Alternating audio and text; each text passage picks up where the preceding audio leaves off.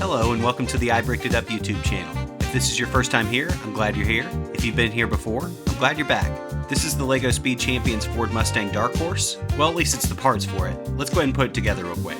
And then we'll get started with our main project for today, shrinking it down to 6 studs wide so it fits better in our city. Alright, now that we've got it all put together, let's take a look at it real quick. There's lots of great details. I really like this model actually. The Speed Champions designers are awesome. There's a lot of great details and a lot of great little sub-assemblies and techniques we're going to be able to use pretty easily on the 6-stud version that we make, which doesn't always happen. A lot of times when I do these smaller versions, I have to really rearrange things quite a bit, but this one actually worked out pretty good. Speaking of the 6-stud version, here it is. As you can see, it has a lot of the same details and construction, but I think it scales a lot better with the minifigs. It's also going to fit into a city setting a lot better, at least to me. I'll show you what I'm talking about here. If you take the 8-stud wide car and put it on a standard road plate, it's a little too wide. It actually hangs over quite a bit. The 6-stud wide fits right in there.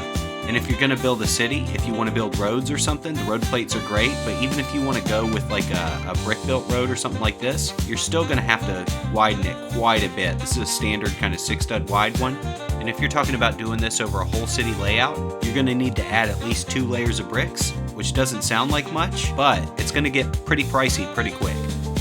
And I don't want you to think I'm just dogging on the 8 wides or anything. I actually really like these sets. They're just a little too big for me. I actually hope LEGO keeps making them because the more of them they make, the more small little MOCs I can make out of them. The next issue with the 8 wides, I mentioned this earlier, but the minifigs, they already have really weird proportions, but next to the 8 wides, they look like little babies. Even next to the 6 wides, they still look a little short, but I think the scale is a lot better. And these are all just my opinions. Let me know what you think down in the comments. Before we get started on the tutorial, I want to show y'all some of the submodels and techniques I was able to use on the 6-stud version that actually translated over very well from the official set. And I think the easiest way to do that is to actually build it digitally. The first thing we're going to do is go to lego.com and get the instructions for the original model, and then we're going to go over to Studio and start building. If you don't already have it, go to bricklink.com and download stud.io. It's an awesome program that lets you build anything you want on your computer. Old sets, new sets, you can even build your own MOCs. Once you're in Studio, go to File, hover over Import, and then click Import Lego Set, enter the set number, and it's going to pop up with all the pieces from the official set. Now this one actually has a couple parts that aren't in Studio, so it's going to replace them with generic parts. Like the 1x6 printed tile with the headlights on it, it's going to just replace that with a regular dark blue 1x6 tile. Alright, now that we've got all our pieces loaded, let's get started. I'm going to skip through this and go to the end so I can show you all the techniques that are similar. But you can tell it's a really cool program. Look, I built the whole car in the computer. Alright, that's got to be some sort of world record. And now that we're done, I'm going to copy the 6-stud version in here. I'm also going to bring my 6th gen MOC in here. I'm not really going to focus on it, but the body of the 6-stud version I made is actually based on that. As you can see, the hoods are the same, the headlights are different. They actually connect in a completely different way using a technique with the old tap pieces. I really like it, and I'll show you how to do it in the tutorial.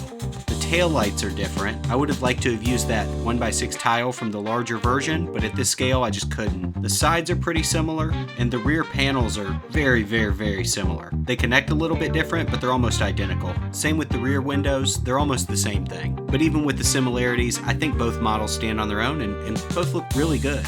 Alright, now that we're done there, let's get to building. Before we get started, here's a quick word from the sponsor of today's video, GT Korea Cars.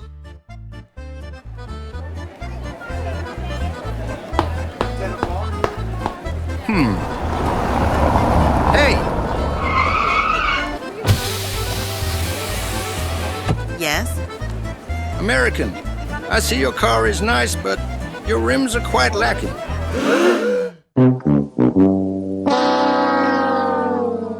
But do not fear, GT Korea Cars is here. Allow me to introduce myself. I am GT Korea Cars. I make custom rims for all sorts of LEGO models, including official sets, custom MOCs, and more. They're 3D printed, can be easily painted in any color you want, and are easy to install. Allow me to set you up with some replacements for those raggedy rims.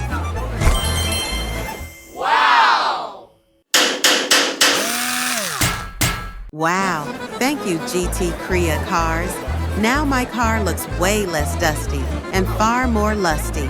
I'll be sure to come see you next time I need custom rims. You're welcome. Go to gtcreacars.com to check out the full selection and get yourself something to really make those Lego wheels shine. Until next time, goodbye.